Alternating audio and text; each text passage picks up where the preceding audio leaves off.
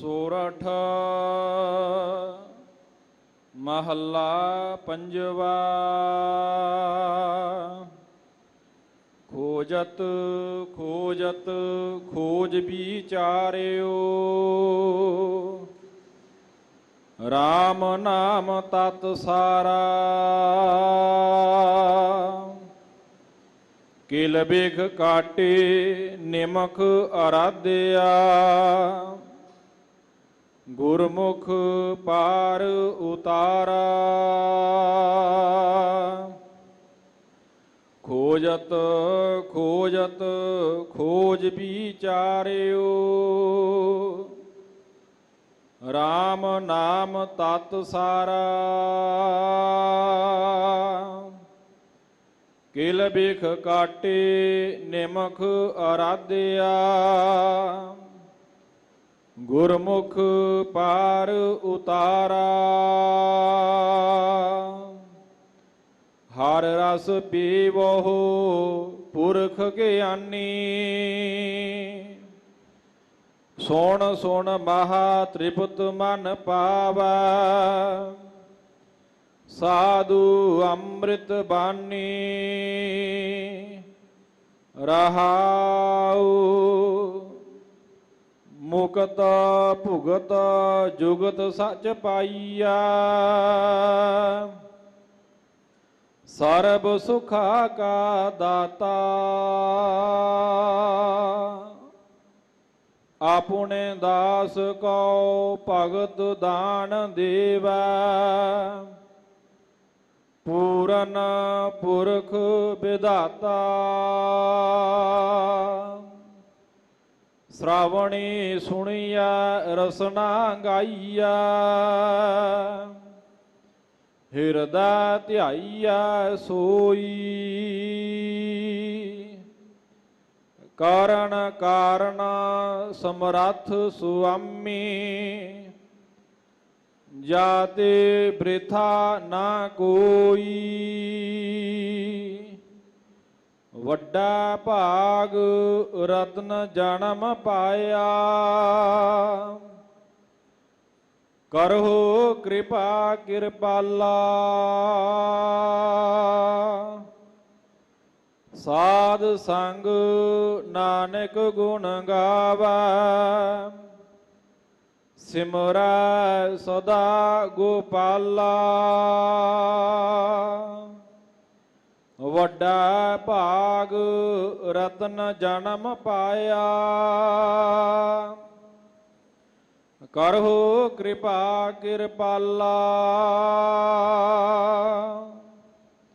साध संग नानक गुण गावै। सिमरै सदा गोपाला। वाहिगुरु जी का खालसा, वाहिगुरु जी की फतेह। परम सन्मान आवर साहिब कमाल बारगाहे इनायत के मालक,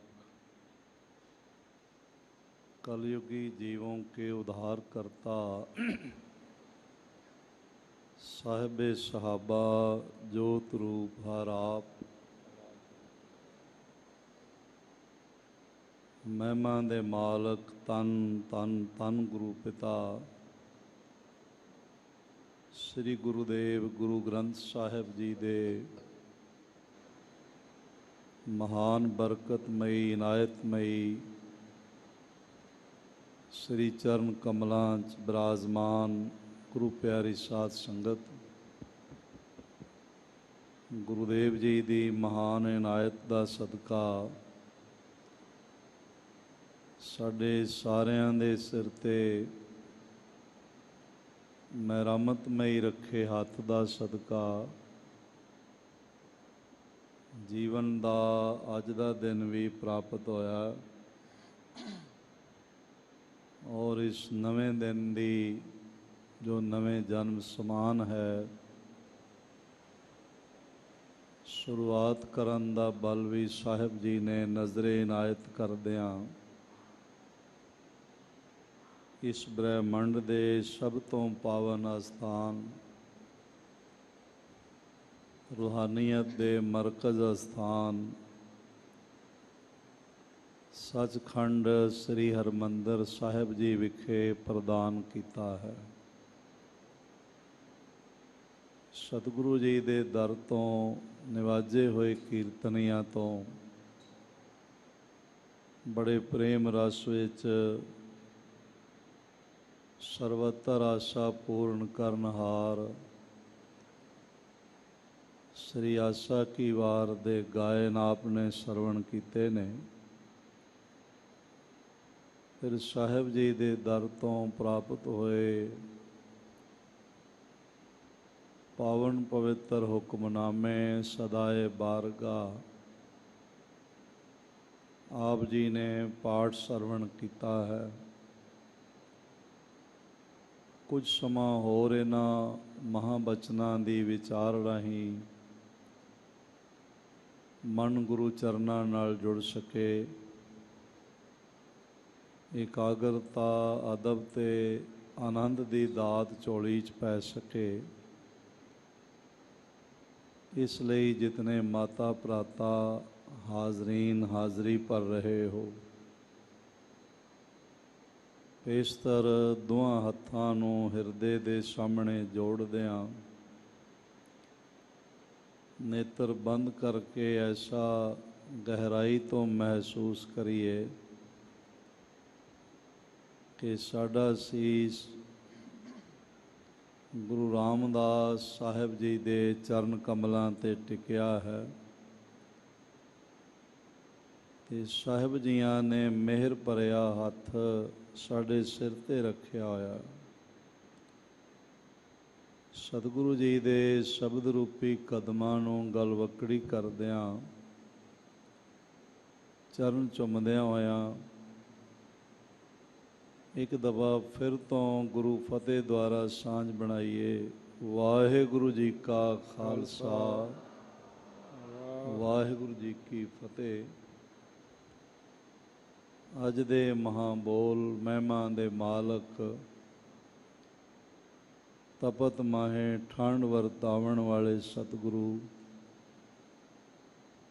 ਜਿਨ੍ਹਾਂ ਨੇ ਸੜਦੀ ਹੋਈ ਲੋਹ 'ਤੇ ਬੈਠ ਕੇ ਵੀ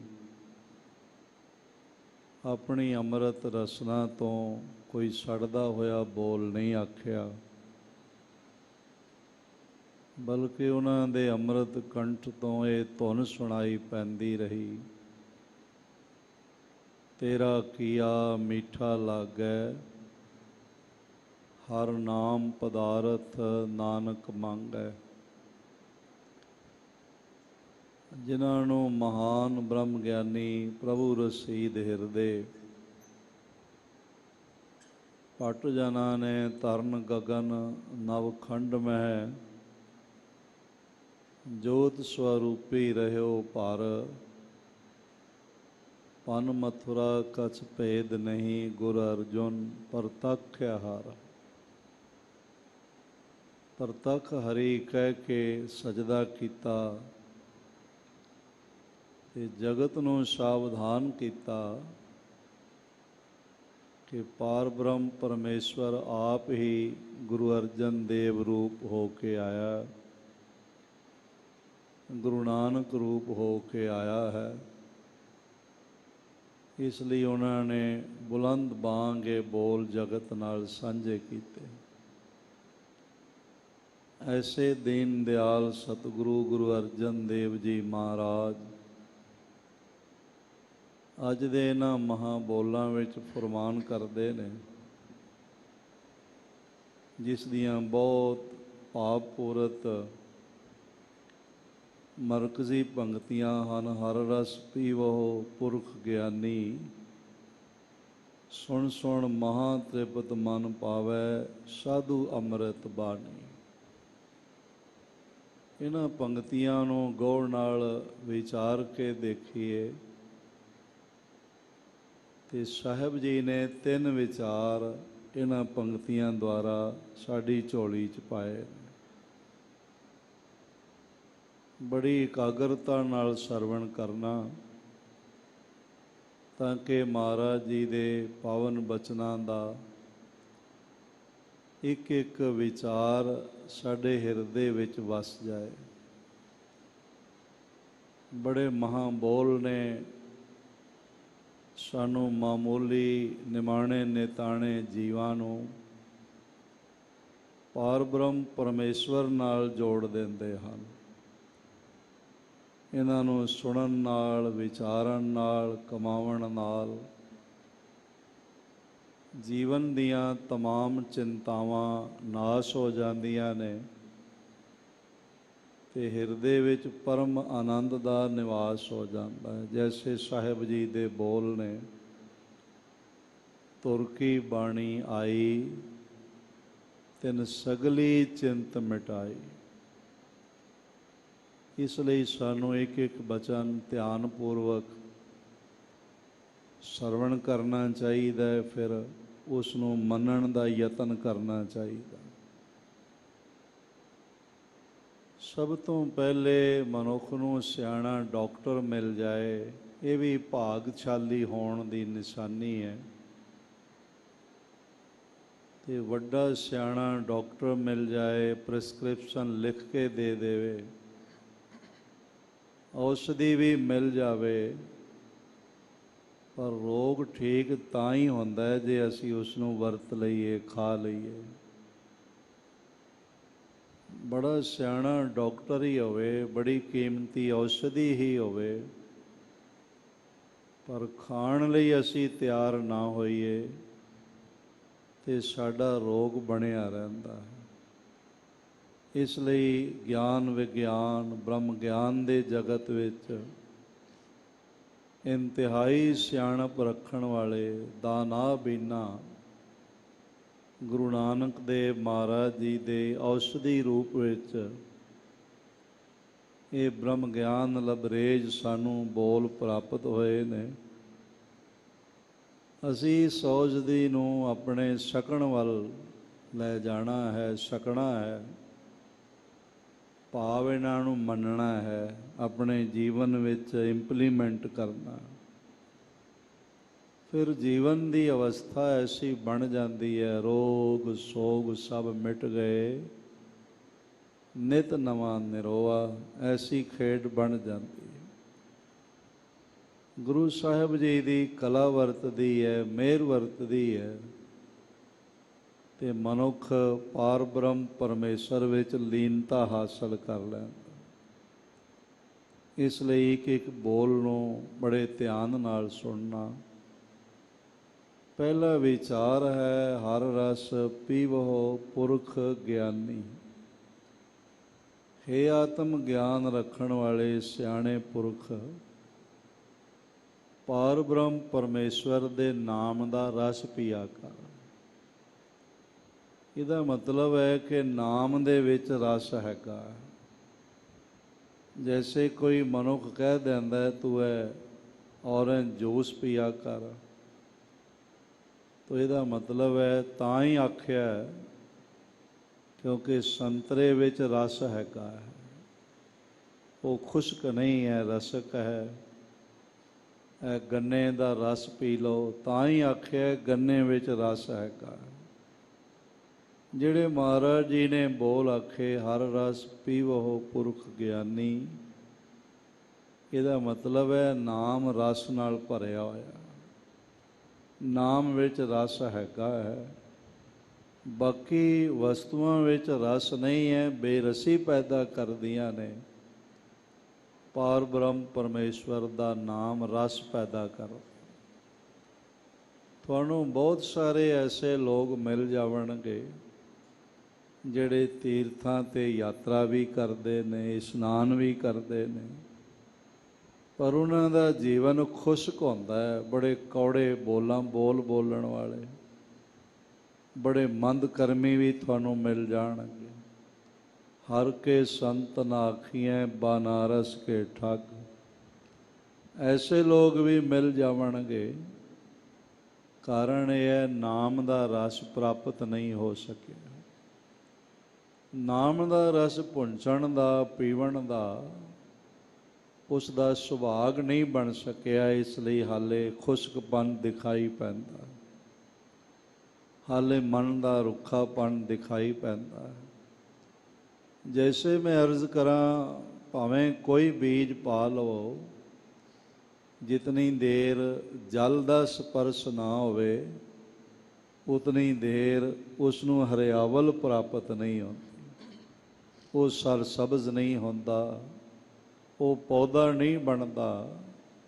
ਬਿਲਕੁਲ ਇਸੇ ਤਰ੍ਹਾਂ ਕਲਯੁਗ ਵਿੱਚ ਕੋਈ ਕਰਮ ਸਫਲ ਨਹੀਂ ਹੁੰਦਾ, ਨਾ ਗਿਆਨ, ਨਾ ਦਾਨ ਤੇ ਨਾ ਤੀਰਥ ਇਸ਼ਨਾਨ। ਉਤਨੀ ਦੇਰ ਇਹਨਾਂ ਨੂੰ ਫਲ ਨਹੀਂ ਲੱਗਦਾ ਜਿਤਨੀ ਦੇਰ ਨਾਮ ਦਾ ਰਸ ਹਿਰਦੇ ਨੂੰ ਪ੍ਰਾਪਤ ਨਾ ਹੋਵੇ। ਨਾਮ ਦਾ ਰਸ ਮਿਲ ਜਾਵੇ ਫਿਰ ਸਾਰਾ ਕੁਝ ਹੀ ਸਫਲ ਹੋ ਜਾਂਦਾ ਹੈ। ਜੈਸੇ ਪਾਣੀ ਮਿਲਣ ਨਾਲ ਸਾਰੀਆਂ ਸ਼ਾਖਾਵਾਂ ਹਰੀਆਂ ਹੋ ਜਾਂਦੀਆਂ, ਤੇ ਪਾਣੀ ਨਾ ਹੋਵੇ ਤੇ ਜਲ ਬਿਨ ਸਾਖ ਕੁਮਲਾਵਤੀ, ਉਪਜੇ ਨਾਹੀ ਦਾਮ। ਬੇਸ਼ੱਕ ਤੀਰਥਾਂ ਦਾ ਇਸ਼ਨਾਨ, ਗਿਆਨ, ਦਾਨ ਇਹ ਮਹਾਨ ਸ਼ੁਭ ਕਰਮ ਨੇ, ਪਰ ਕਲਯੁਗ ਤਾਂ ਮਾਰੂ ਥਲ ਵਰਗਾ ਹੈ। ਇੱਥੇ ਤੇ ਤਪਦੀ ਹੋਈ ਜਿਹੜੀ ਹੈ ਹੀਟ ਵੇਵ, ਚਲਦੀ ਹੋਈ ਲੂ ਵਰਗਾ ਮਾਹੌਲ ਹੈ। ਇੱਥੇ ਨਾਮ ਦੇ ਰਸ ਤੋਂ ਬਿਨਾਂ ਕੁਝ ਸਫਲ ਨਹੀਂ ਹੁੰਦਾ।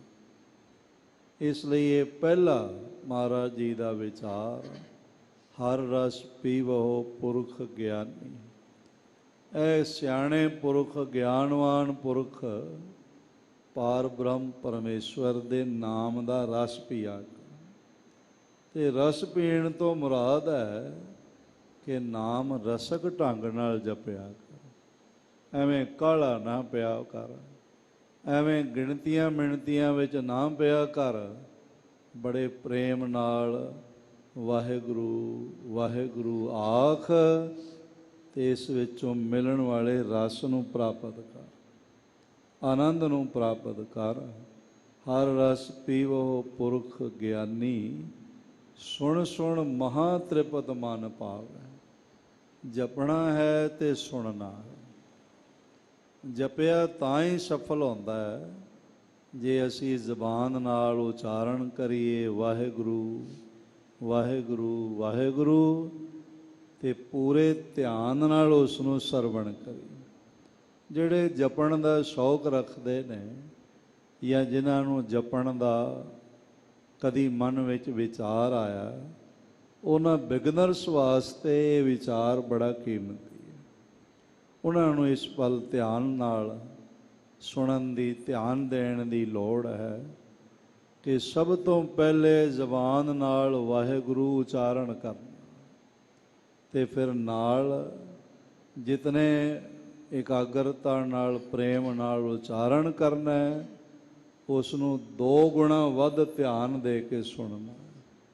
ਮਹਾਰਾਜ ਨੇ 2 ਵਾਰੀ ਸ਼ਬਦ ਸੁਣ ਸੁਣ ਲਿਖਿਆ ਹੈ, ਭਾਵ ਸੁਣ ਕੇ ਜ਼ਿਆਦਾ ਧਿਆਨ ਦੇਣਾ। ਜਪਣ ਨਾਲ, ਉਚਾਰਨ ਕਰਨ ਨਾਲ ਜਿਤਨਾ ਰਸ ਬਣੇਗਾ, ਉਸ ਨੂੰ 2 ਗੁਣਾ ਰਸ ਸੁਣਨ ਨਾਲ ਬਣੇਗਾ।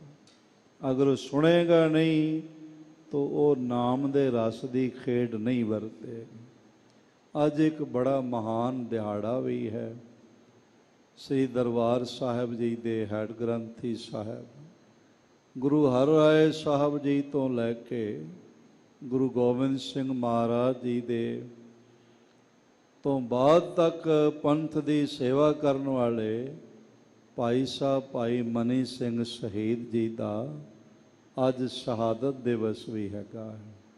ਅੱਜ ਉਹਨਾਂ ਦੀ ਸ਼ਹਾਦਤ ਨੂੰ 284 ਸਾਲ ਹੋ ਗਏ। ਸੰਮਤ 1794, ਔਰ ਇਸ ਨੂੰ ਅਗਰ ਈਸਵੀ ਵਿੱਚ ਕੱਢਣਾ ਹੋਵੇ, ਸਮਝਣਾ ਹੋਵੇ, ਤੇ ਜਿਹੜਾ ਬਿਕਰਮੀ ਸੰਮਤ ਹੈ ਉਹ ਈਸਵੀ ਸੰਮਤ ਨਾਲੋਂ 57 ਸਾਲ ਅੱਗੇ ਚੱਲਦਾ ਹੈ। ਸਾਰੇ ਇਸ ਗੱਲ ਨੂੰ ਜਾਣਦੇ ਹਨ। ਜੈਸੇ ਮੈਂ ਅਰਜ਼ ਕਰਾਂ, 1794 ਦਾ ਈਸਵੀ ਦੇਖਣਾ ਹੋਵੇ ਤਾਂ ਉਹ ਬਣੇਗਾ 9 ਜੁਲਾਈ 1737। ਉਸ ਹਿਸਾਬ ਨਾਲ 284 ਸਾਲਾ ਅੱਜ ਭਾਈ ਸਾਹਿਬ ਭਾਈ ਮਨੀ ਸਿੰਘ ਜੀ ਦਾ ਮਹਾਨ ਸ਼ਹੀਦੀ ਦਿਵਸ ਹੈ। ਉਹਨਾਂ ਦੇ ਪਰਿਵਾਰ ਦੇ ਉਹਨਾਂ ਸਮੇਤ ਇਤਿਹਾਸਕਾਰਾਂ ਨੇ ਲਿਖਿਆ 52 ਮੈਂਬਰ ਸ਼ਹੀਦ ਹੋਏ। 52 ਮੈਂਬਰ, ਛੋਟੀ ਜਿਹੀ ਗੱਲ ਨਹੀਂ ਹੈ। ਮਹਾਨ ਉਸ ਮਹਾਨ ਸ਼ਹੀਦ ਦੀ ਭਾਵਨਾ ਗੁਰੂ ਚਰਨਾਂ ਨਾਲ ਜੁੜੀ ਹੋਈ ਹੈ। ਉਹ ਕੋਈ ਆਪਣੇ ਪਰਿਵਾਰ ਲਈ ਜਾਂ ਕਾਰੋਬਾਰ ਲਈ ਜਾਂ ਆਪਣੇ ਕਿਸੇ ਮਾਣ ਸਤਿਕਾਰ ਲਈ ਕੁਰਬਾਨ ਨਹੀਂ ਹੋਏ। ਉਹ ਸ੍ਰੀ ਗੁਰੂ ਰਾਮਦਾਸ ਮਹਾਰਾਜ ਜੀ ਦੇ ਦਰਬਾਰ ਲਈ ਸ਼ਹੀਦ ਹੋਏ। ਬਹੁਤ ਸੋਹਣਾ ਜੈਕਾਰਾ ਬੁਲਾਇਆ, ਪਰ ਮੇਰਾ ਮਨ ਕਰਦਾ ਹੈ ਉਸ ਮਹਾਨ ਸ਼ਹੀਦ, ਗੁਰਬਾਣੀ ਦੇ ਪ੍ਰਚਾਰ ਪ੍ਰਸਾਰ ਦੇ ਦੀਵਾਨੇ ਸ਼ਹੀਦ ਭਾਈ ਸਾਹਿਬ ਭਾਈ ਮਨੀ ਸਿੰਘ ਜੀ ਦੀ ਸ਼ਹਾਦਤ ਨੂੰ ਨਤਮਸਤਕ ਹੁੰਦਿਆਂ ਹੋਇਆਂ ਇੱਕ ਵੱਡਾ ਸਾਰਾ ਜੈਕਾਰਾ ਸਾਰੀ ਸੰਗਤ ਮਿਲ ਕੇ ਬੁਲਾਓ।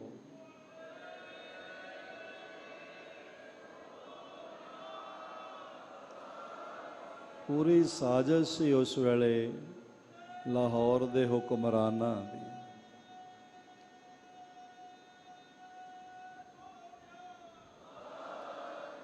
ਉਹ ਕੇਵਲ ਆਪਣੀ ਜਾਨ ਗਵਾਉਣ ਲਈ ਸ਼ਹੀਦ ਨਹੀਂ ਹੋਏ, ਉਹ ਕੌਮ ਬਚਾਉਣ ਲਈ ਸ਼ਹੀਦ ਹੋਏ। ਪੂਰੀ ਸਾਜ਼ਿਸ਼ ਸੀ ਲਾਹੌਰ ਦਰਬਾਰ ਦੀ ਬਈ ਇਹ ਦੀਵਾਲੀ ਬੰਦੀ ਛੋੜ ਦਿਵਸ 'ਤੇ ਇਕੱਠੇ ਹੋਣਗੇ।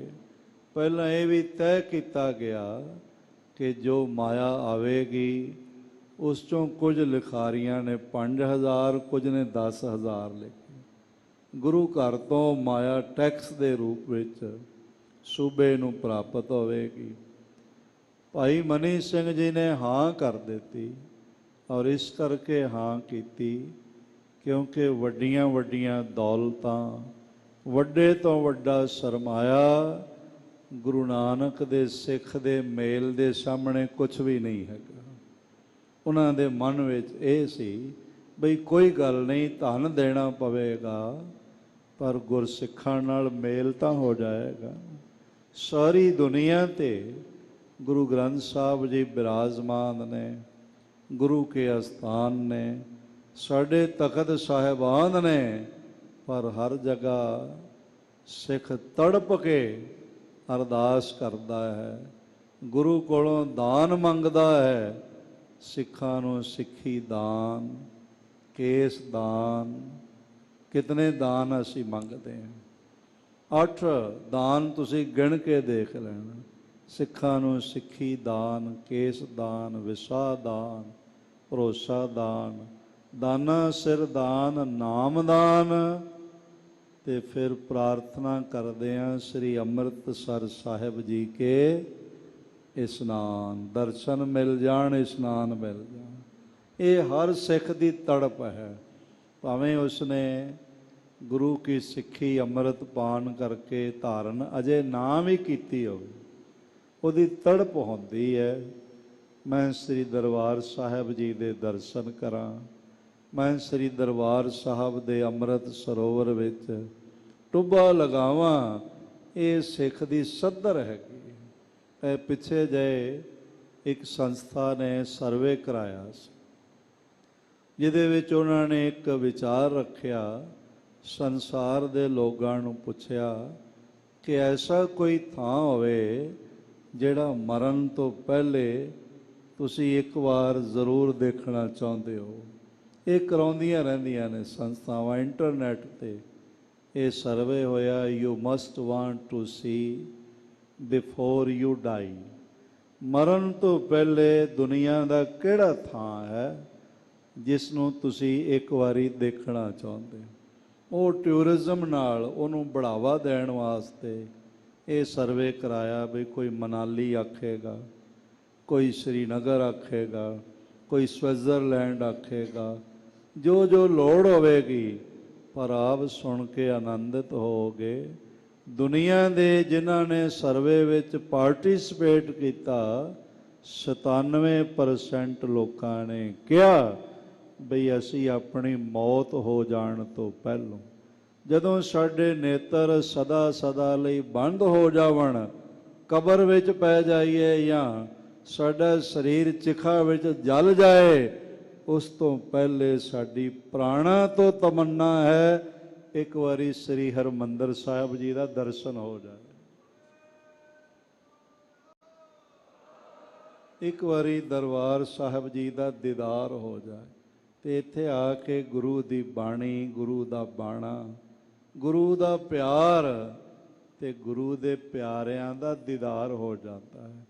ਭਾਈ ਮਨੀ ਸਿੰਘ ਜੀ ਦੀ ਉਮਰ ਭਾਵੇਂ ਉਸ ਵੇਲੇ 90 ਪਾਰ ਕਰ ਗਈ ਸੀ, ਕੋਈ 93 ਸਾਲ ਦੀ ਉਹਨਾਂ ਦੀ ਉਮਰ ਸੀ, ਤੇ ਤੜਪ ਇੱਕ ਹੈਗੀ ਸੀ ਬਈ ਸਾਰਾ ਖਾਲਸਾ ਪੰਥ ਆਵੇ ਤੇ ਉਹਨਾਂ ਦੇ ਚਰਨਾਂ ਦੀ ਸੇਵਾ ਦਾ ਸੁਭਾਗ ਪ੍ਰਾਪਤ ਹੋਵੇ, ਉਹਨਾਂ ਦੇ ਦੀਦਾਰ ਮਿਲ ਜਾਵਣ।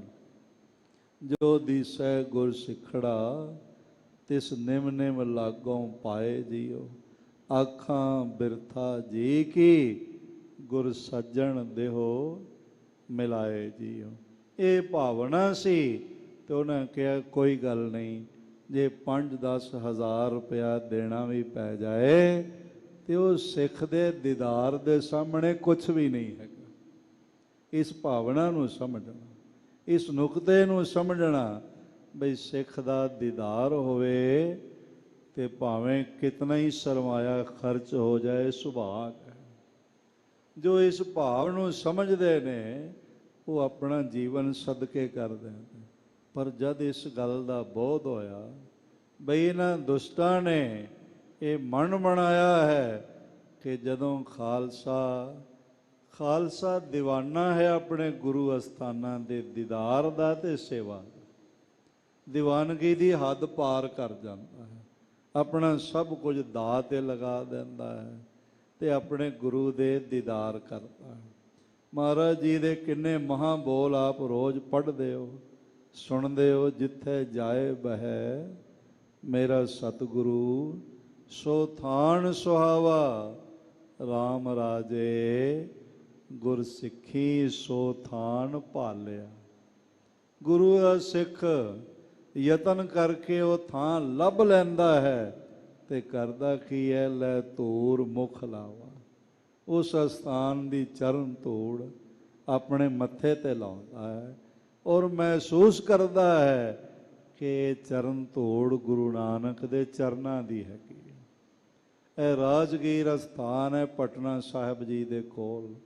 22 ਕੁੰਡ ਨੇ ਜਿਨ੍ਹਾਂ ਦਾ ਪਾਣੀ ਉਬਲਦਾ ਹੋਇਆ ਨਿਕਲਦਾ, ਖਾਰਾ ਹੈ, ਪੀਤਾ ਨਹੀਂ ਜਾਂਦਾ। ਮਲ ਮਾਸ ਦੇ ਮੇਲੇ ਸਮੇਂ ਗੁਰੂ ਨਾਨਕ ਇੱਥੇ ਪਧਾਰੇ ਤੇ ਲੱਖਾਂ ਹੀ ਲੋਕਾਂ ਨੇ ਗੁਰੂ ਨਾਨਕ ਦੀ ਸਿੱਖੀ ਧਾਰਨ ਕੀਤੀ ਤੇ ਬੇਨਤੀ ਕੀਤੀ, ਮਹਾਰਾਜ ਇਹ ਖੋਲਦਾ ਹੋਇਆ ਪਾਣੀ ਹੈ, ਗੰਦਗੀ ਪਾਣੀ ਹੈ, ਪੀਤਾ ਨਹੀਂ ਜਾ ਸਕਦਾ, ਸਾਨੂੰ ਬੜੀ ਤਕਲੀਫ ਹੈ, ਕਿਰਪਾ ਕਰੋ, ਪਾਣੀ ਬੜੀ ਦੂਰੋਂ ਮੰਗਵਾਉਣਾ ਪੈਂਦਾ ਹੈ, ਇੱਥੇ ਅਸੀਂ ਮਹੀਨਾ 2 ਮਹੀਨੇ ਰਹਿੰਦੇ ਹਾਂ ਤੇ ਮਹਾਰਾਜ ਸਾਨੂੰ ਪੀਣ ਦਾ ਪਾਣੀ ਮਿਲ ਜਾਏ।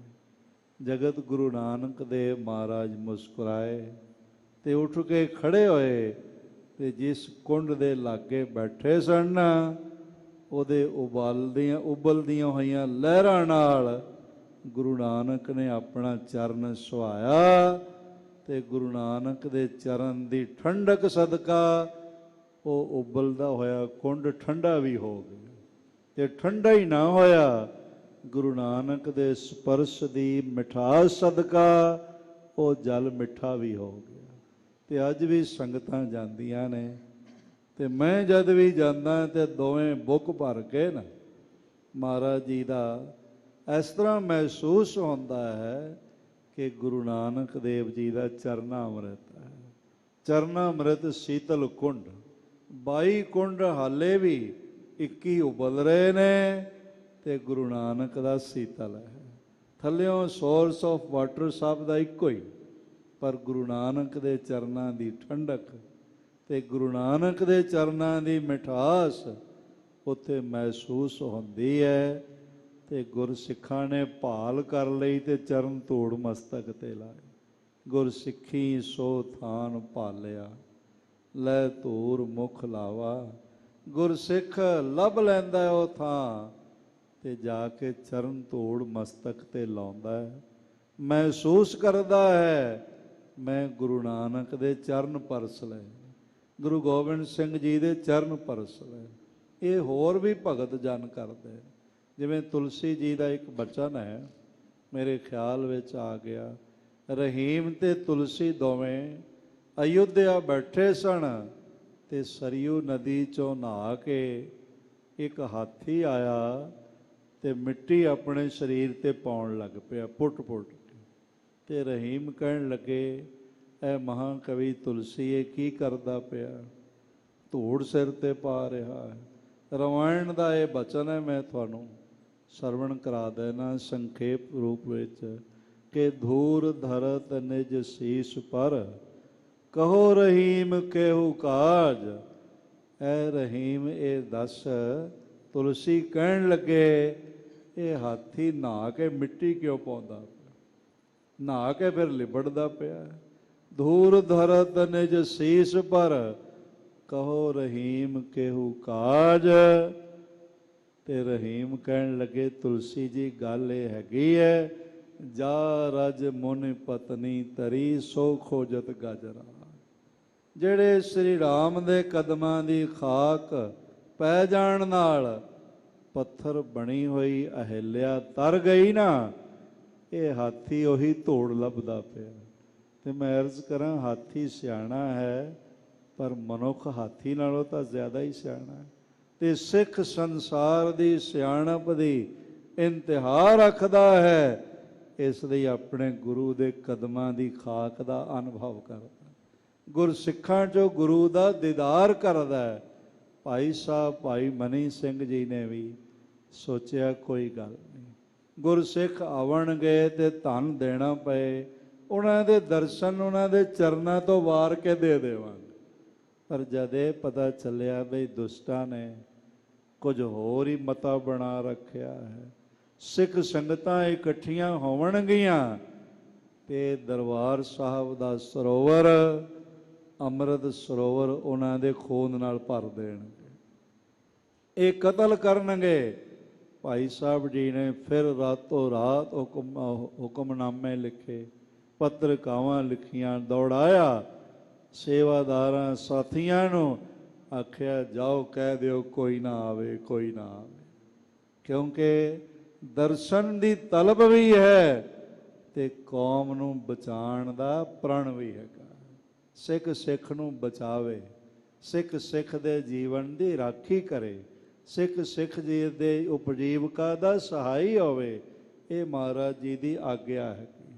ਫਿਰ ਉਹ ਦੋਸ਼ ਲਾ ਕੇ ਉਹਨਾਂ ਨੂੰ ਪਕੜਿਆ ਤੇ ਅੱਜ ਦੇ ਦਿਨ ਨਖਾਸ ਚੌਂਕ ਜਿਹੜਾ ਹੈਗਾ ਲਾਹੌਰ ਦਾ, ਉੱਥੇ ਸਰੇਆਮ ਇੱਕ ਚੌਕ ਵਿੱਚ ਭਾਈ ਮਨੀ ਸਿੰਘ ਜੀ ਦਾ ਬੰਦ ਕੱਟਣ ਦਾ ਫਤਵਾ ਲਾ ਕੇ ਬਿਠਾਇਆ। ਇਹ ਬੋਲ ਮੈਨੂੰ ਬਾਰ-ਬਾਰ ਯਾਦ ਆ ਜਾਂਦੇ ਨੇ, ਜਦ ਟੋਕਾ ਲੈ ਜਲਾਦ ਆਇਆ, ਜਦ ਗੁੱਟ ਤਾਈਂ ਉਸ ਹੱਥ ਪਾਇਆ, ਤਦ ਭਾਈ ਮਨੀ ਸਿੰਘ ਬੋਲ ਕਹੇ, ਜੋ ਸਭ ਦੀ ਸਾਥੀ ਭੋਲ ਗਏ ਕਿ ਲੋਕਾਂ ਲਈ ਚਾਹੇ ਜਲਾਦ ਹੈ ਤੂੰ, ਮੇਰੇ ਲਈ ਰੱਬ ਦੀ ਯਾਦ ਹੈ ਤੂੰ। ਇਹ ਰਸਕ ਹਿਰਦਾ ਹੀ ਕਹਿ ਸਕਦਾ ਹੈ ਨਾ। ਮੈਨੂੰ ਲੱਗਦਾ ਗੁਰੂ ਅਰਜਨ ਦੇਵ ਜੀ ਨੇ ਉਸ ਰਸਕ ਹਿਰਦੇ ਦੀ ਸ਼ਹਾਦਤ ਨੂੰ ਜਾਣਦਿਆਂ ਹੋਇਆਂ ਹੀ ਇਹ ਬੋਲ ਹੁਕਮਨਾਮਾ ਰੂਪ 'ਚ ਅੱਜ ਸੋ ਝੋਲੀ 'ਚ ਪਾਏ ਨੇ। ਹਰ ਰਸ ਪੀਵੋ ਪੁਰਖ ਗਿਆਨੀ, ਉਹਨਾਂ ਦੇ ਹਿਰਦੇ ਦੀ ਵਿਆਖਿਆ ਹੀ ਹੈਗੀ ਹੈ।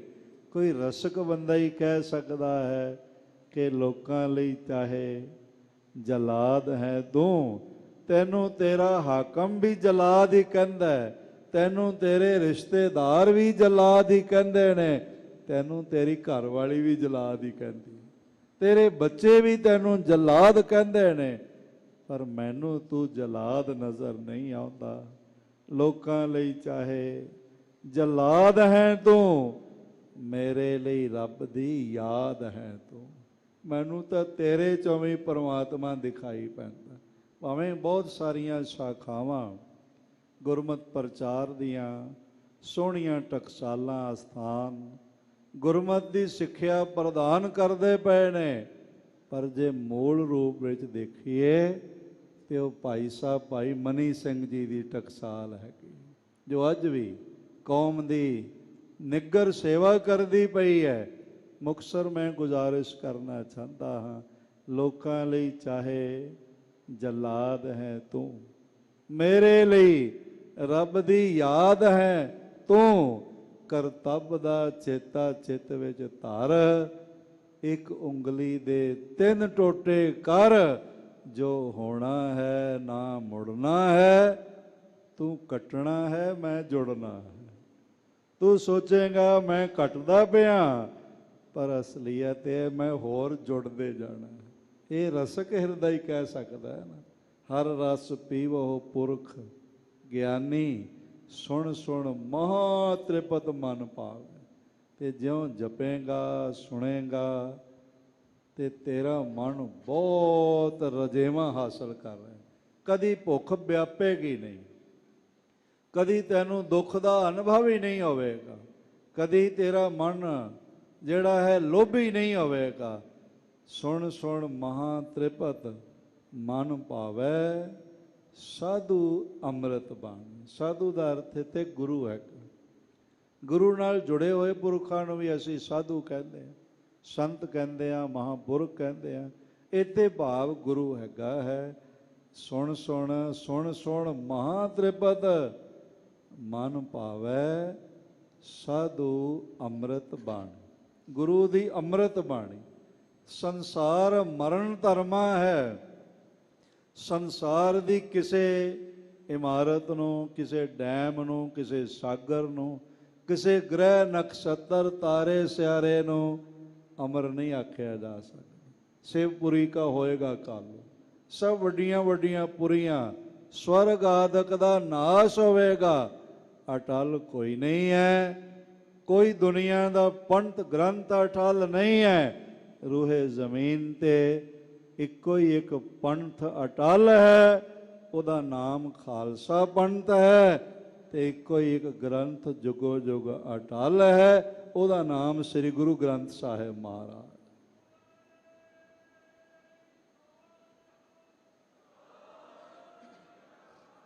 ਜੈਕਾਰਾ ਥੋੜਾ ਵੱਡਾ ਬੁਲਾਓ ਤੇ ਮੈਨੂੰ ਵੀ ਸੁਣ ਜਾਏ।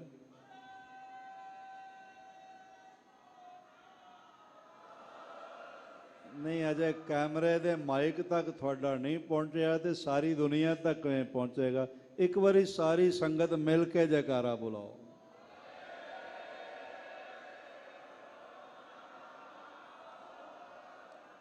ਗੁਰੂ ਦੀ ਜੈ ਜੈਕਾਰ ਹੈ, ਕਿਸੇ ਬੰਦੇ ਦੀ ਤਾਂ ਹੈ ਨਹੀਂ। ਤੇ ਗੁਰੂ ਦੀ ਜੈ ਜੈਕਾਰ ਕਰਦਿਆਂ ਸਾਨੂੰ ਕਾਹਦੀ ਝੱਕ ਹੈ? ਕਿਉਂ ਅਸੀਂ ਝੱਕ ਕੇ ਮੂੰਹ ਥੱਲੇ ਨੂੰ ਕਰਕੇ ਕਿਉਂ ਜੈਕਾਰਾ ਬੁਲਾਈਏ? ਗੁਰੂ ਦੀ ਜੈ ਜੈਕਾਰ ਕਰਨ ਵਾਲੇ ਦੀ ਜੈ ਜੈਕਾਰ ਦਰਗਾਹ ਤੱਕ ਹੋ ਜਾਂਦੀ। ਤੇ ਗੁਰੂ ਦੇ ਪਿਆਰਿਆਂ ਦੀ ਵੀ ਨਾਲ ਹੀ ਜੈ ਜੈਕਾਰ। ਆਪਣੀ ਵਡਿਆਈ ਪ੍ਰਭ ਭਾਵ ਦੀ ਜਨ ਕਾ ਜੈਕਾਰ ਕਰਾਏ। ਇੱਕ ਜੈਕਾਰਾ ਵੱਡਾ ਸਾਰੇ ਮਿਲ ਕੇ ਭਾਈ ਮਨੀ ਸਿੰਘ ਜੀ ਦੀ ਭਾਵਨਾ ਨੂੰ ਨਤਮਸਤਕ ਹੁੰਦਿਆਂ ਬੁਲਾਓ ਸਾਰੇ ਇੱਕ ਜੈਕਾਰਾ।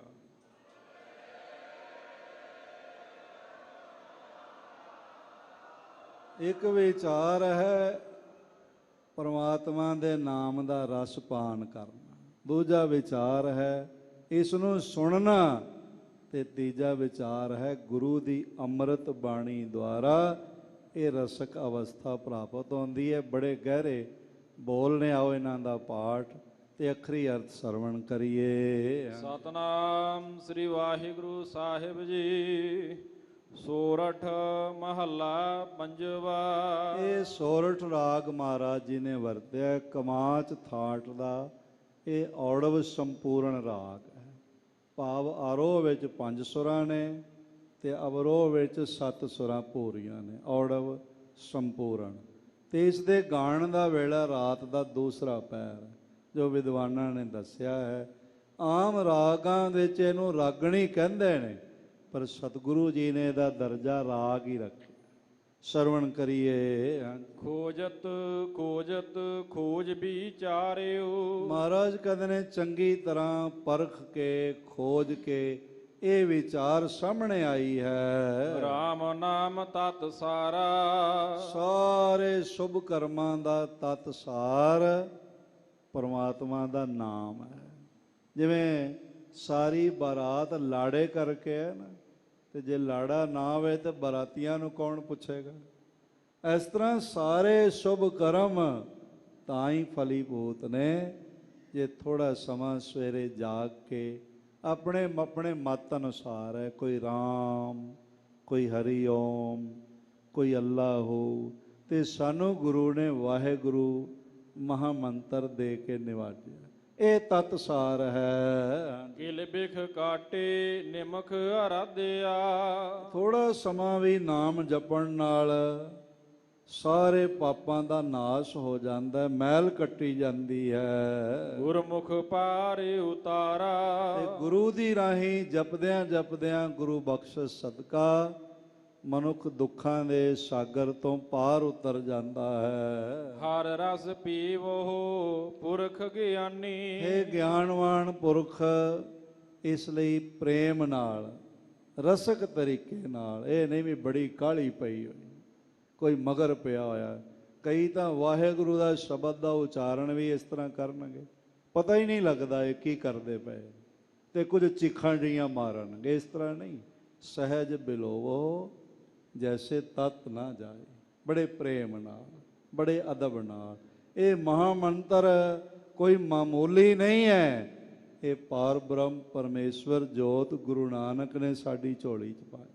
ਇਸ ਲਈ ਬੜੇ ਪ੍ਰੇਮ ਨਾਲ ਇਸ ਨੂੰ ਜਪਣਾ, ਰਸਕ ਤਰੀਕੇ ਨਾਲ। ਸੁਣ ਸੁਣ ਮਹਾ ਤ੍ਰਿਪਤ ਮਨ ਪਾਵਾ। ਤੇ ਜਿਉਂ-ਜਿਉਂ ਜਪੇਗਾ ਸੁਣੇਗਾ ਫਿਰ ਮਹਾ ਤ੍ਰਿਪਤੀ, ਪੂਰਨ ਸੰਤੋਖ ਪ੍ਰਾਪਤ ਹੁੰਦਾ ਹੈ। ਸਾਧੂ ਅੰਮ੍ਰਿਤ ਬਾਣੀ। ਗੁਰੂ ਦੇ ਅੰਮ੍ਰਿਤ ਬਚਨਾਂ ਨੂੰ ਸੁਣ ਕੇ ਰਹਾਉ। ਇਹ ਮਰਕਜ਼ੀ ਪੰਕਤੀਆਂ ਹਨ। ਮੁਕਤ ਭੁਗਤ ਜੁਗਤ ਸੱਚ ਪਾਈਆ।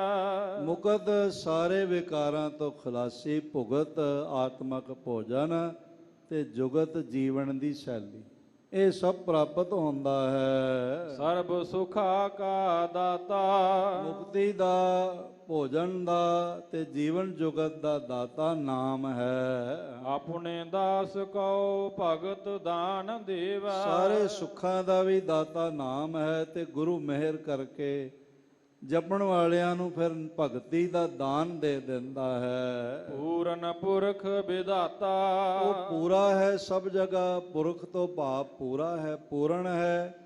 ਤੇ ਵਿਧਾਤਰੀ ਸ਼ਬਦ ਹੈ ਸੰਸਕ੍ਰਿਤ ਦਾ, ਭਾਵ ਸਾਨੂੰ ਪੈਦਾ ਕਰਨ ਵਾਲਾ ਪ੍ਰਮਾਤਮਾ। ਸ਼ਰਾਵਣੀ ਸੁਣੀਐ ਰਸਨਾ ਗਾਈਆ।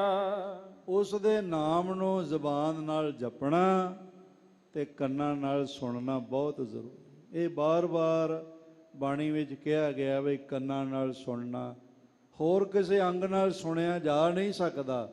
ਫਿਰ ਸੁਣਿਆ ਹੀ ਨਿਰਾ ਨਹੀਂ ਕਿਹਾ, ਕੰਨਾਂ ਨਾਲ ਸੁਣਨਾ ਮਤਲਬ ਹੈ ਧਿਆਨ ਨਾਲ ਸੁਣਨਾ। ਜਦੋਂ ਅਸੀਂ ਕਿਸੇ ਨੂੰ ਕਹਿੰਦੇ ਹਾਂ ਨਾ ਮੇਰੀ ਗੱਲ ਕੰਨ ਖੋਲ ਕੇ ਸੁਣ, ਤੇ ਉਹਨੇ ਕੰਨਾਂ ਤੇ ਕੋਈ ਲੋਕ ਨਹੀਂ ਲਾਇਆ ਹੁੰਦਾ ਜਿਹੜਾ ਖੋਲਣਾ, ਉਹਦਾ ਮਤਲਬ ਹੁੰਦਾ ਧਿਆਨ ਨਾਲ ਸੁਣ। ਇਸ ਲਈ ਮਹਾਰਾਜ ਕਹਿੰਦੇ ਨੇ ਸਰਵਣ ਨਾਲ ਉਸ ਨੂੰ ਧਿਆਨ ਨਾਲ ਸੁਣਨਾ। ਹਾਂਜੀ, ਹਿਰਦਾ